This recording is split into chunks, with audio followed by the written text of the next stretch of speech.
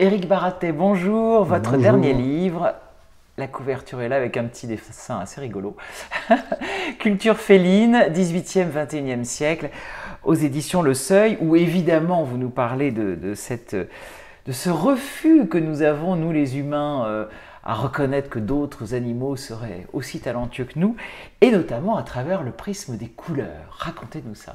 Oui, alors c'est la question de la vue. C'est un peu comme la question du langage, de l'intelligence, etc. Nous avons longtemps vécu avec l'idée que le monde des vivants, c'était une pyramide, avec l'homme au sommet, qui aurait les capacités les plus absolues, et ensuite on définirait les capacités en fonction de lui, puis on irait voir si par-dessous il y a éventuellement un petit peu de ça. Et la vue, on est persuadé que nous voyons évidemment en couleur et que nous voyons bien mieux que toutes les autres espèces, et on s'est persuadé que les autres espèces ne verraient pas toutes les couleurs, ou voir qu'en noir et blanc, et ce sont des affirmations qui sont périodiquement réitérées et la plupart du temps démenties. Et ce qui est drôle, c'est qu'on voit ça aussi pour les humains. On a fait aussi cela pour les humains, puisque j'avais trouvé un article en travaillant sur la bande dessinée pour les chats, un article dans le journal Le Soir de Bruxelles de 1949, annonçant une grande découverte scientifique en disant que les Africains ne voyaient que 3 couleurs. On était dans cette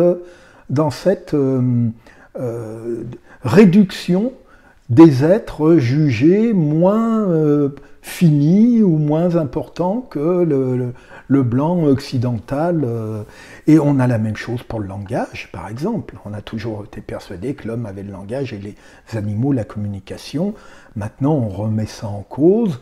Et le langage, on peut lui donner une définition beaucoup plus large en disant que c'est tout système de signes qui forme une communication.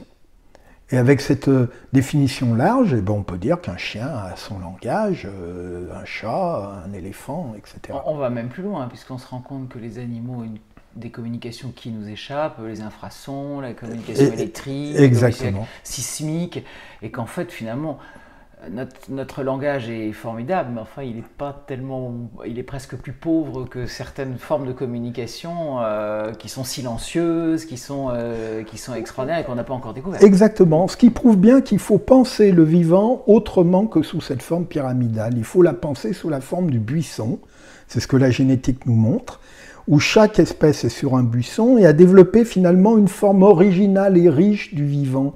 Et donc nous avons une forme de vision originale et riche, mais ça ne veut pas dire que les autres animaux n'ont pas d'autres formes de vision tout aussi originales et tout aussi riches. Il faut éviter de penser par comparaison évidemment péjorative par rapport aux animaux, ce qu'on a fait depuis 2500 ans. Et alors, ce qui est intéressant quand même dans cette image absolument terrible là, des Africains qui ne verraient que 3 couleurs, c'est ce que beaucoup de véganes disent, hein, c'est que finalement l'histoire du bien-être et de la défense animale est très très parallèle et très proche des problèmes de racisme et d'esclavage. Ça, vous le confirmez en tant qu'historien? Vous avez vraiment vu comme ça des parallèles? Oui, il y a des parallèles parce que justement, nous vivons dans cet espace pyramidal.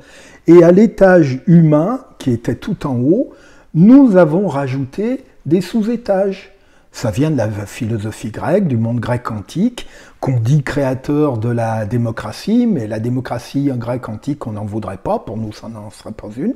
Et on faisait, dans la Grèce antique, de fortes différences entre libre et esclaves, entre citoyens et non-citoyens, entre grecs et barbares, entre hommes et femmes, etc.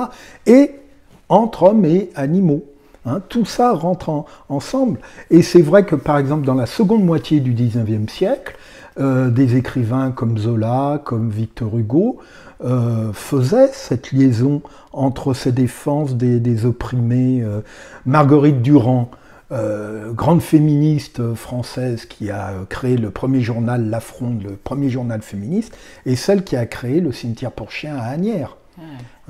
Séverine, amie de Jules Vallès, qui voulait défendre les ouvriers, les enfants, etc., a été une grande amie des animaux et s'est élevée, par exemple, elle n'y a pas réussi, mais elle s'est élevée contre l'introduction de la corrida en France. hein. Et les premiers à avoir fait ça, ce sont les Quakers. Cette secte anglaise dissidente à la fin du XVIIe siècle, une secte très persécutée par l'Église anglicane, et ce sont les premiers à avoir remis en cause une vision un peu traditionnelle du monde, c'est-à-dire en contestant la notion de sujet pour les humains au profit de citoyens, en contestant la distinction et la subordination de la femme, en contestant l'esclavage et en contestant la domination sur les animaux. Hein, donc le lien a été fait, et effectivement, hein, alors il ne faut peut-être pas le faire dans certaines formes un peu poussées, outrées que l'on voit maintenant, mais il y a un lien, c'est évident. Merci. Merci.